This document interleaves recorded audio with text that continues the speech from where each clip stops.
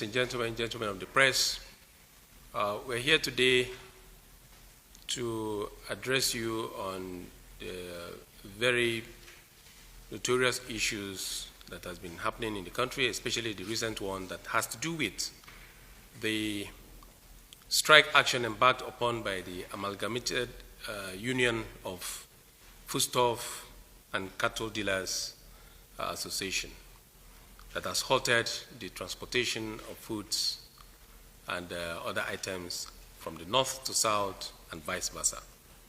I'm sure you are aware that in the last few days, there has not been transportation of food items and livestock from one point to another, which was occasioned by the various attacks and counterattacks on the association members, the traders, especially of a particular ethnic nationalities down in the south, especially in the southwest.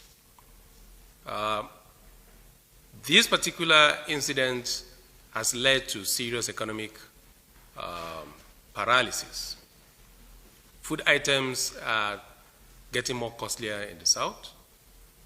Food items are getting rotten and destroyed in the north on account to the fact that they are not being transported down to the south.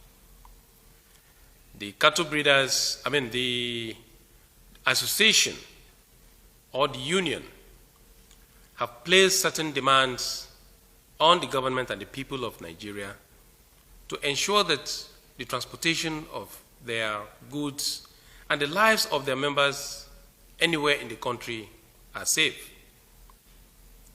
On that note, they went on a strike action.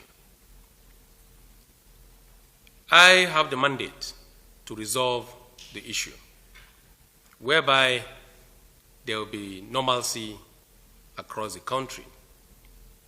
Here is the president of the association, and along with my brother here, Chief Femi Fani Kayode, we have been on this matter for the last 3 to 4 days. And thank God today they have come up with their demands. We've been able to reach out to both parties because both of them are victims. Those that were killed and those that are killing. We've been able to reach out to the major actors from the southwest to desist and to allow peace to reign. We've gotten the commitment of both sides to sheath their sword. On this note, we have brought the demand to Mr. President through the Chief of Staff and how we've been able to resolve the matter.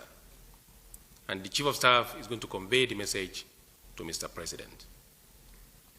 The association demanded that there are his members that were killed.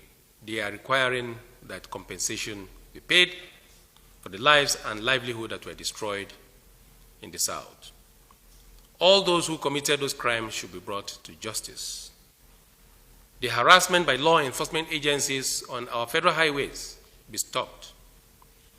The extortion by all touts along the federal highways, especially from northeast or from the north to south, south, and southeast particularly, be stopped. We have presented those demands to the government because before now they have reached out to every authorities on the land and there seems to be no response or positive response to their demand. So it's been submitted once again. I've conveyed the message to the President through the Chief of Staff, and I have gotten the commitment of both sides. In order that we don't continue to have this hardship across the country, I've gotten the commitment of the union to lift their ban on the transportation of food items and livestock to the south. I've equally gotten the commitment of the major actors from the south not to attack lawful Hausa Fulani people or the traders in the south, and that the criminals amongst them, irrespective of your tribe or religion, should be handled effectively by law enforcement agencies. And we've gotten the commitment also that their lives and their livelihoods moving forward will be protected. So these are the messages we brought to the Chief of Staff to be conveyed to Mr. President. And I have to come with my brother here, Chief Femi Fani-Kayode, who helped in the mediation, and also here is the President of the Amalgamated Union to give you this short briefing. Thank you very much. His Excellency, our Governor, the Governor of Kogi State. My name's Comrade Dr. Awal Abdullahi Aliyu, the President of Northern Consensus Movement, which we worked along with Amalgamated Union. It was a teamwork, but all under Amalgamated Union that we've been able to, go on this no food supply to the southwest and the southeast, in fact, the entire south. But we want to most sincerely thank Governor Yahaya Bello for his intervention. If not for his intervention, honestly, we were not willing to go off on this strike. It was supposed to be an indefinite strike. It was supposed to continue until just no time, until when the government accepts our demand and approve. But with his intervention, we've withdrawn, we've followed the strike, and we are right now, like I said, appreciative of him. We've asked him to do a follow-up. He has promised he's going to do a follow-up. We trust and believe him. We accept his word. He is very committed. We see the sincerity, and then for so many reasons, we believe that Governor Yahaya Bello will not relent. We believe he's going to do everything humanly possible. Since he can call us and call our brother Femi Fani-Kayode is here, and as you can see, everybody knows we're all splitting fire over this thing. But today we are sitting on the same table, courtesy of Governor Yahaya Bello. So we are honestly and most sincerely thanking Governor Yahaya Bello for this effort, and like we hope, like he promised, and we believe he's going to follow it up to a logical conclusion. Thank you very much. Excellency, ladies and gentlemen of the press, members of the high table here, my name is Femi Fani-Kayode, former Minister of Aviation and former Minister of Culture and Tourism. I have to start by expressing my profound thanks to Governor Yahaya Bello, the Governor of Kogi State, to every single person that is seated here, Zakin Yaki, the President of the Union, the Secretary, and all the other people seated here, and their various teams for deeming it fit to invite me to be part of this very, very crucial task, which was mandated by President Buhari to bring settlement to this very complicated issue, which, in my view, and it's obvious to the view of anybody, would have definitely have snowballed into a major crisis in this country had it not been for this intervention. And I have to commend Governor Yahaya Bello and his team and all those that were involved in this. How they did it, I really don't know up till now. It's more or less like a miracle, because you see, people don't fully appreciate that had it not been for this intervention, things would have got much worse. Already things were getting bad. A goat that would have cost 150,000 in the south before, in some parts had gone up to 800,000, 1 million within a matter of days. And everything skyrocketed in prices. There was no meat. If this had gone on for another 1 month, tempers would have flared, things would have begun to happen, and of course, there would have been attacks left, right, and center, and reprisals all over the country. So we thank God that once the governor was asked to do this, he acted within 72 hours and brought the matter to a resolution. And that is extremely impressive. And I believe that if only we could continue like this in national affairs on virtually everything, and we had this sort of strong leadership across party lines, across religious lines, across ethnic lines, our country would be a much better place, and would have a much greater future. So I have to commend him for that, and all of those that are seated here. The reality of the situation is this. It's very simple. People were being killed. People were killed during the course of the Shasha killings. People were killed during NSAS. People from the north were slaughtered. Innocent people were killed, targeted and killed in parts of the southwest.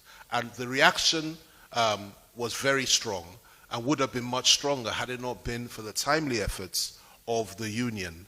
The reality was that reprisals were actually planned, and this is why we had to come in quickly. It's not just a question of a food embargo.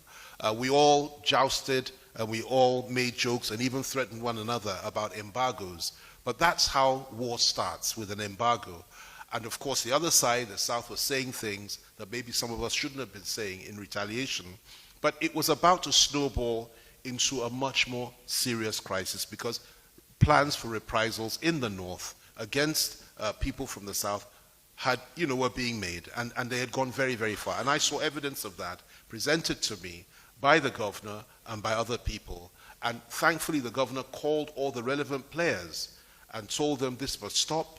And the way the union managed the whole situation was say, instead of violence, instead of targeting Southerners in the North, we will do a strike and stop them from having food. So that's where this all started. And what has happened since then is that the governor has waded in, and the strike has been called off, conditions have been given, and I am sure that the governor, with his good offices and his energy and zeal, will ensure that the federal government honors that. On our side, because I have to tell you what we tried to do as well, what we've done was that we extracted commitments from the main players in the Southwest who had in the past indulged in some form of violence or the other, and who were seen as the protectors of the people of the Southwest.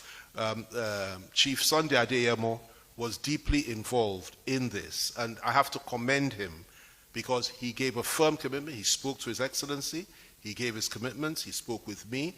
Not just him, there were a number of others who were also involved and who gave a firm commitment that they would not only ensure that the Hausa Fulani population in the Southwest that were there peacefully and that were there in a law-abiding manner would not be attacked and would not be harassed, but they also went as far as to say that they would protect them as best as they could from those misguided elements that seek to attack and kill them. And that's a major commitment which he gave, and we discussed with him extensively. I have to say, he did very well in that respect. Not just him, other people like him did very, very well in this respect. Also, Governor Seyi Makinde was involved. His Excellency involved him, as he did and communicated to other governors in the southern part of the country, particularly the Southwest, and all of them were carried along by His Excellency. And we have a joint commitment to ensure that people of Hausa Fulani extraction, indeed from anywhere outside of the South, will be safe down in the South. The only thing that we have asked for is, on our side, is for the federal government, the President Buhari's administration, to do as much, to do far more concerning those that are in the forests of the Southwest killing our people. And we would want far more vigorous action on that and the forests to be cleared. And we sincerely hope and pray that this will happen. We have peace, we have unity, and I thank God for this opportunity to bring our country together. And I thank Governor Bello.